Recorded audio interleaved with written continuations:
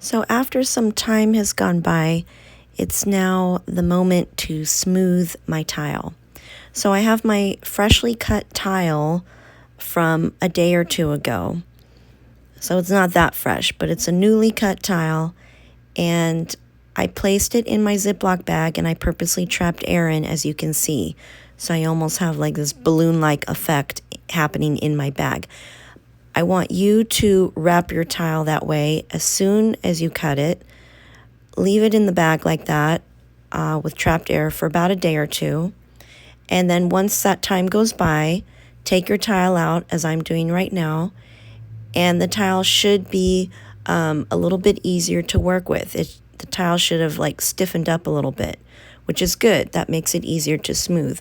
Otherwise, if you try to smooth your tile right immediately after you cut it, it's going to be real wimpy, really uncooperative, and like flopping around. Okay? You can see I have some imperfections on the very top of the tile, and that's what I'm going to remove with smoothing. You're also going to focus on the 4 sides and the 4 corners of your tile. Don't worry too much about smoothing underneath the tile. You can, but it's not that big of a deal. Nobody's really going to see that. That's going to be on touching your tabletop. But what we care about most is the top of the tile, the 4 sides, and the 4 corners. You're going to want to have a cup of water handy, preferably clean water. My water doesn't look that clean, but it is. And try to use that sponge I gave you if it's still intact, that makeup sponge. Otherwise, you might want to use a new sponge, a different sponge, a better sponge, maybe that you've located in your house. Whatever works. I just care that you're using some kind of sponge to smooth the top and sides of your tile. You're going to want to wring out your sponge, squeeze out most of the water so that it's a damp sponge. When you're smoothing, you never want a dripping wet sponge. You just want a damp sponge. I don't care what project we're making. That's a good rule of thumb. So I'm going to use the kind of fat end of that makeup sponge, and I'm just going to start dragging it along the top of my tile here, as you can see, just top to bottom, vertical lines. And then after a few minutes, I might want to do some horizontal lines, and then maybe a little back and forth. So I'm kind of almost like scrubbing a little bit, a light scrubbing of the top of the tile.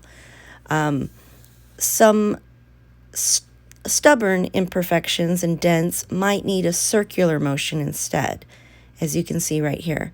For the most part, you can get away with vertical or horizontal sponge strokes, as you saw me do earlier, but for stubborn areas, circular motion works best. So think of the Karate Kid movies, wax on, wax off. Circular motion should help remove the really stubborn textures, imperfections, flaws, dents, you name it. And now I'm just kind of doing a final check of the top, and at this point I'm looking at the 4 sides. I'm using the skinny end of my sponge, and I'm definitely doing a scrubbing technique where I'm kind of dragging the sponge along the side to clean it up a little bit. You also want to create a rounded corner, a rounded edge. Initially, these edges are going to be very sharp and jagged, and that's a no-no when it comes to clay. You never want sharp, jagged edges in anything you make in clay. Of course, immediately after cutting clay, you'll have those jagged edges. It's up to you, the artist, to remove them. Now, for the 4 corners, you could even use your thumb if you need to. You've got 4 corners to tackle there. You can also take your index finger, dunk it in water, get it into a hook shape, and kind of drag your index finger along the 4 sides. That might help round off the 4 sides if your sponge isn't doing the trick. And then, like I said a minute ago, a thumb might be helpful when rounding off the corners.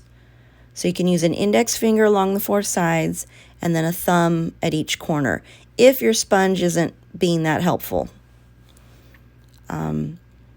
So now I'm just kind of doing a final assessment. I see a stubborn corner here. I'm probably going to have to use my thumb. I don't predict the sponge will be too helpful there. So it's basically a little back and forth, a little sponging work, maybe smoothing with your thumb or index finger. You be the judge. Okay. Pay attention to the bottom of the tile where it comes to the four sides. Otherwise, the bottom surface of the tile doesn't have to be smooth, but the bottom of the four sides should be, because that could scratch your table. That comes into direct contact with your table, okay? So ultimately, you just want to baby the top of the tile, the four sides, the four corners with your damp sponge until you get the desired effect. And this is basically prepping your tile for decoration, which I will discuss after the break. So you want to keep that tile nice and smooth to be decorated later.